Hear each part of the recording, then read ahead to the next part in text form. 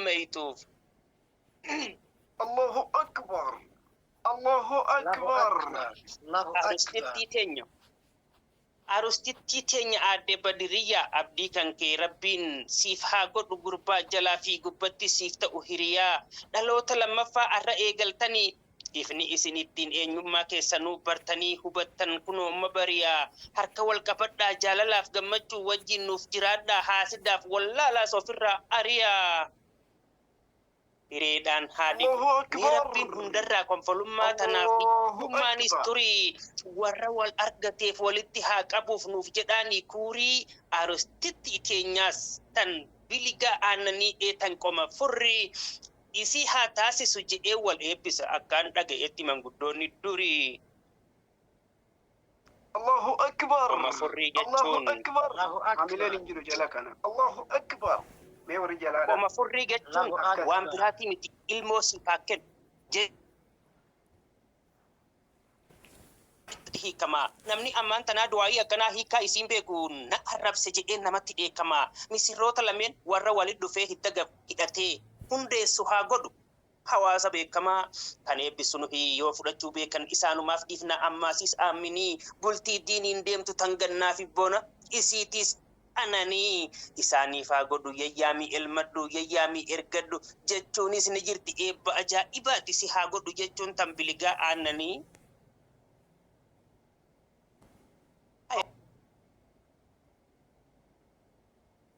Allahu akbar.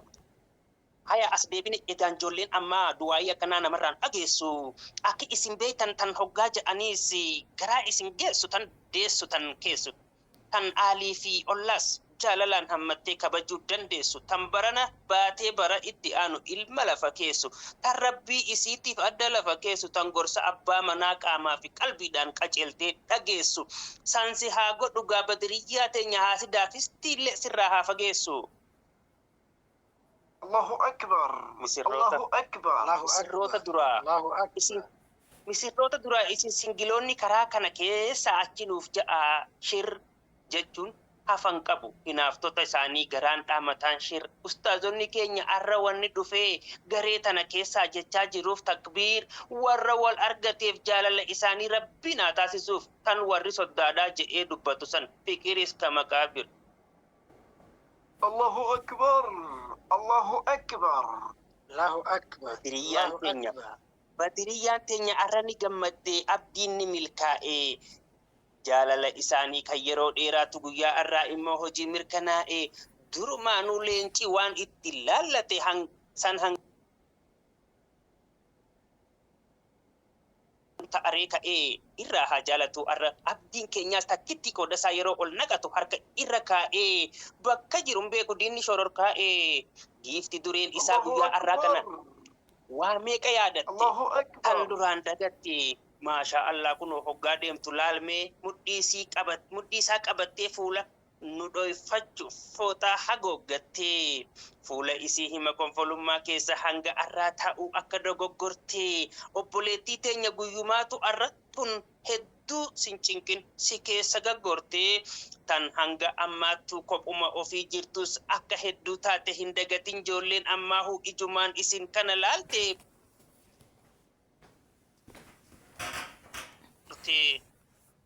Allahu akbar. Allahu akbar.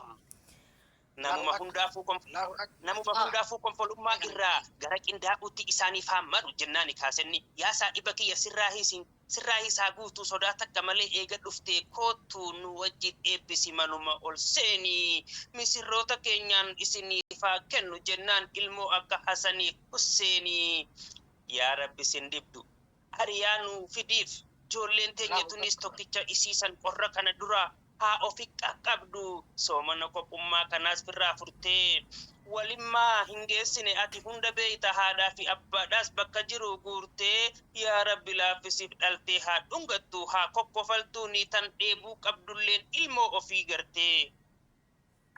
Allahu akbar. Allahu akbar.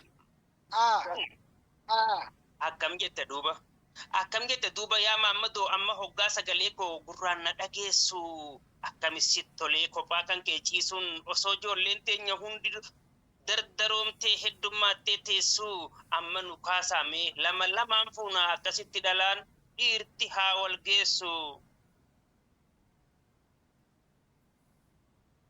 Akkamtu falaree? Allahu akbar. Allahu akbar. Allahu akbar. Falaree Allahu yoon akbar. akkana jedhees dhalaan ni machoofti an toltuu yaadee fi haa ta'u malee gaama saanuun tun baay'ee dhalatti hadhoofti. Narraa laalaa garuu yaa dhiiroo dhagumaan darbattee na dhoofti.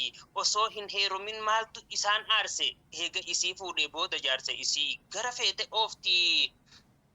Ajaa'ibumaa bar faaxeen teenya tunis osoo hin heerumin masaanuudhaaf aarti. Miskiina wallahi rabbiin haa gargaaru warra kophaa jirus konfoleessaa paartii. Isin haa taasisu jenneeti kadhannaaf hunda isaaniitiin rabbiin jaarsaaf jaartii. Halkan gaarii bulaa kanaa ol yoon ture manguddoon teenya tun hariina abaartii. Assalaamu alaikum warahmatullahi wabarakatuh. Allahu akbar. Allahu akbar. Waalaikumsalam Allahu warahmatullahi akbar. wabarakatuh.